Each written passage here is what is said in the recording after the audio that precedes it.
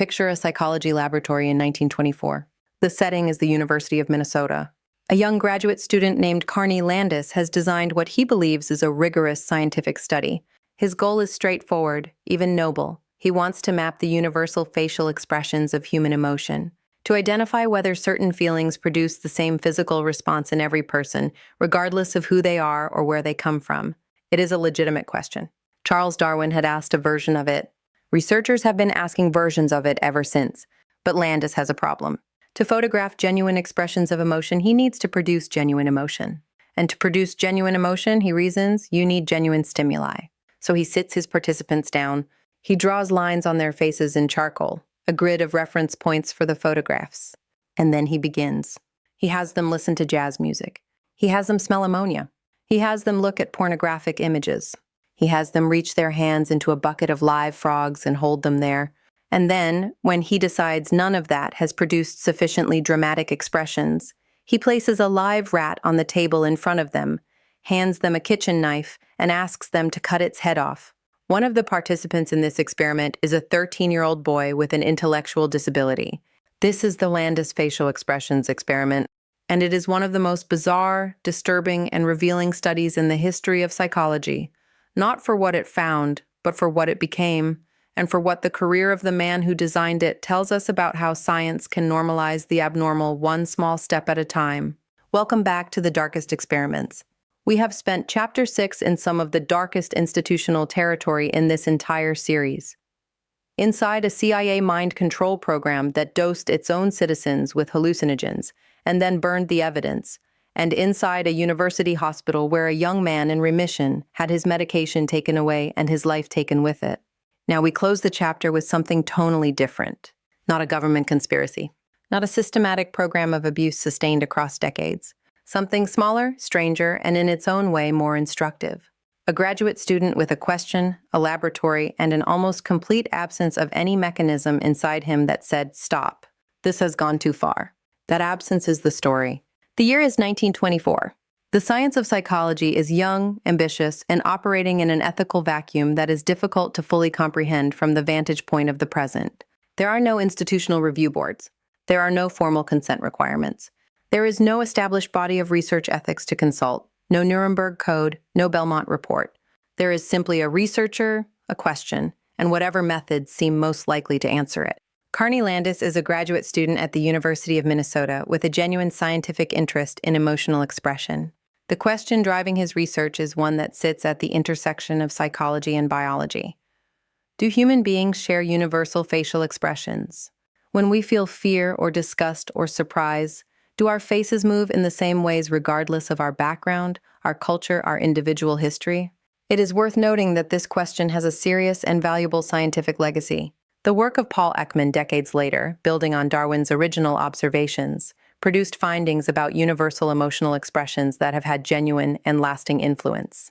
The question Landis was asking was not foolish. It was the methodology he arrived at that was. Landis recruited participants from the university community, students, staff, and in at least one documented case, a 13-year-old boy with an intellectual disability whose presence in the study has never been adequately explained or justified. Each participant had lines drawn on their face in charcoal, a crude but practical system for tracking the movement of facial muscles across multiple photographs. They were then seated in front of a camera and subjected to a series of stimuli, each designed to provoke a strong emotional response. The stimuli escalated with a logic that made sense inside the study's own framework and almost nowhere else. First, music, jazz, which in 1924 was considered by some to be provocative and morally questionable. Then ammonia, the sharp, eye-watering chemical that produces an immediate and involuntary physical reaction. Then pornographic imagery, photographs selected for their capacity to produce discomfort, arousal, or shock. Then a bucket of live frogs. Participants were asked to plunge their hands in and hold them there while the camera recorded their faces. Each step produced photographs. Landis documented expressions of discomfort, surprise, disgust, amusement, and embarrassment across his participant group. He was building, he believed, a visual taxonomy of human feeling. And then he introduced the rat. A live rat was placed on the table in front of each participant. They were handed a kitchen knife, and Landis asked them to decapitate it. The majority of participants refused. They were shocked, confused, distressed. They said no. They pushed back from the table. They asked if he was serious. He was serious.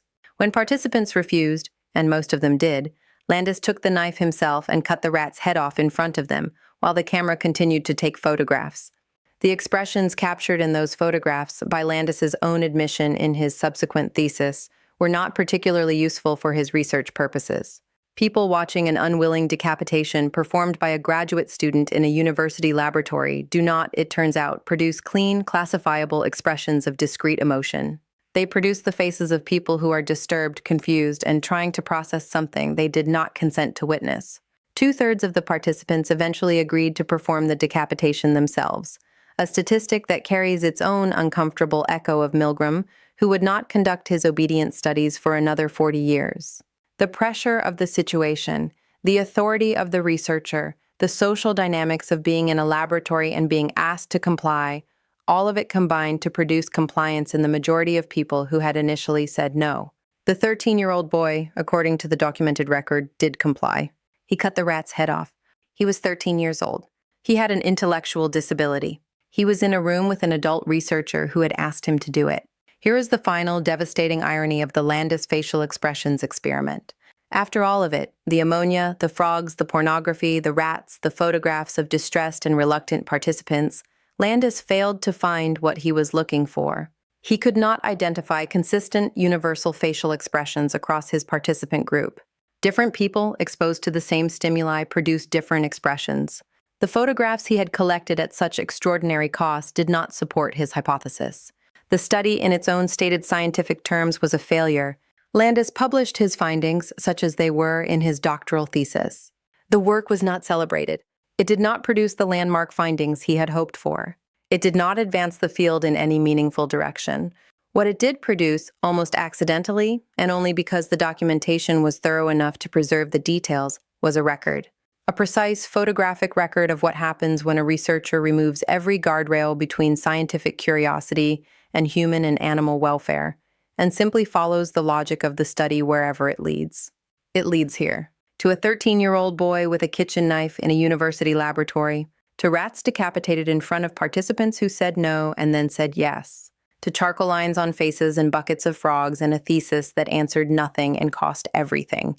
Carney Landis went on to have a full academic career.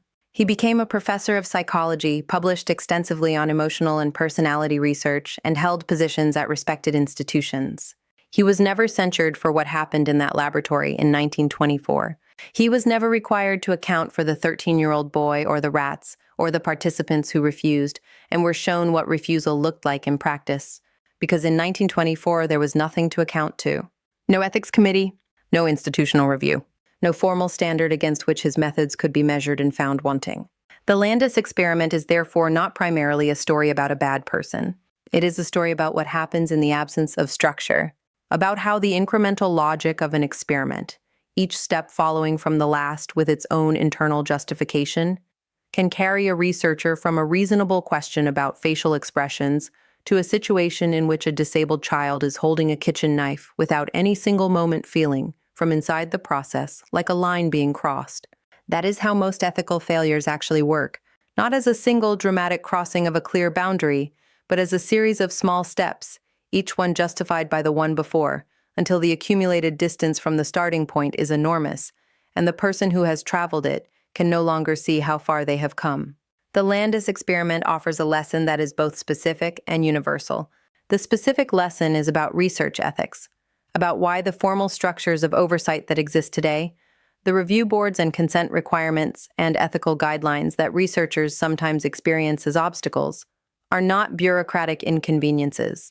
They are the institutionalized memory of every Landis laboratory that came before them. They exist because, without them, human curiosity does not reliably police itself. The universal lesson is about the incremental drift of rationalization, about the way in which any of us, in any domain, not just science, can find ourselves somewhere we never intended to be, having justified each step along the way so thoroughly that we lost track of the journey itself. The antidote is not rigidity.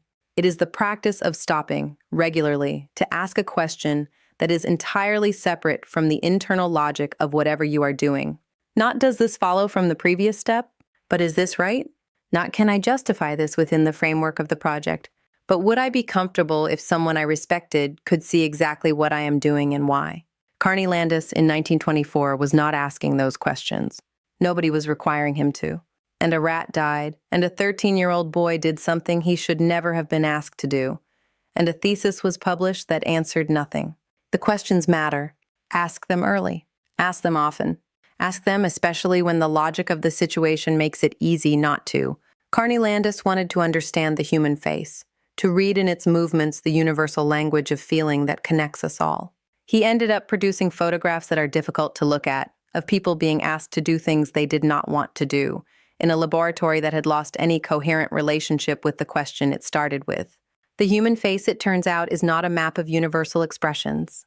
It is a record of experience, and the faces in Landis's photographs record an experience that should not have been created. That closes Chapter 6. We have been inside a CIA mind control program, a university psychiatric study that cost a young man his life, and a graduate laboratory where the absence of ethical structure produced something that still makes researchers uncomfortable a century later. In Chapter 7, we shift from the invasive to the invisible, from experiments that touched the body to ones that watched without being seen, that deceived, recorded, and manipulated without the knowledge of the people inside them. We begin in a public restroom in the late 1960s, where a sociologist with a notepad and a disguise was watching men who had no idea they were being studied. That is the tea room trade study. And it raises questions about privacy, consent, and the observer's gaze that are more urgent today than they have ever been. Subscribe so you're here for it. Leave a comment. Of all 3 experiments in Chapter 6, which one sat with you longest? I want to hear your answer. And thank you as always for being here. I'll see you in the next one.